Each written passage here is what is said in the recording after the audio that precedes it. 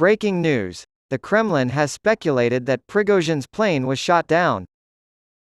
The Kremlin has finally admitted outright that mercenary leader Yevgeny Prigozhin may have been murdered. Investigators are looking into the possibility that his plane was shot down on purpose. When asked about the investigation, Kremlin spokesman Dmitry Peskov told reporters, "It is obvious that different versions are being considered, including the version, you know what we are talking about, let's say, a deliberate atrocity." In response to a question about whether the International Civil Aviation Organization would launch an investigation into the crash, Peskov said that the unique circumstances warranted a separate probe, though he did add that investigators had not yet reached any definitive conclusions.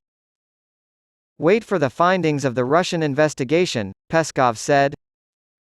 On August 23, Prigozhin and 9 other people were killed when the private Embraer jet they were flying in crashed north of Moscow. Among the dead were 2 other top Wagner figures, Prigozhin's 4 bodyguards, and the plane's 3 crew members. Reuters quotes locals as saying they heard a loud explosion before seeing the jet crash to the ground. The cause of the crash is still unknown. Prigozhin's takeover of the southern city of Rostov in late June was the opening salvo of a mutiny that shook the foundations of President Vladimir Putin's government, and the plane's crash occurred exactly 2 months later. Brazilian authorities have been informed by their Russian counterparts that Russia will not be conducting an international investigation into the crash of the Brazilian-made Embraer jet, at the moment, according to Reuters. When asked about the article, Peskov said, "First of all, the investigation is underway, the investigative committee is engaged in this. In this case, there can be no talk of any international aspect," Peskov said.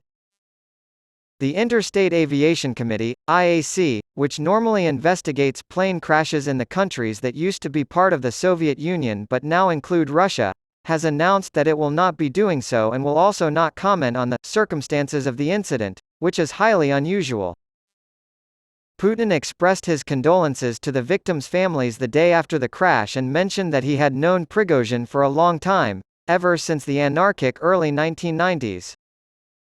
Putin characterized the man, who was a talented businessman, as a man with a difficult fate and who made serious mistakes in his life.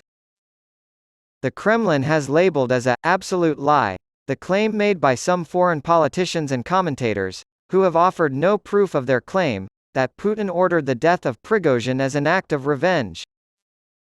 Vice President Joe Biden of the United States said he was not shocked by the death and that Putin was responsible for most everything bad that happens in Russia.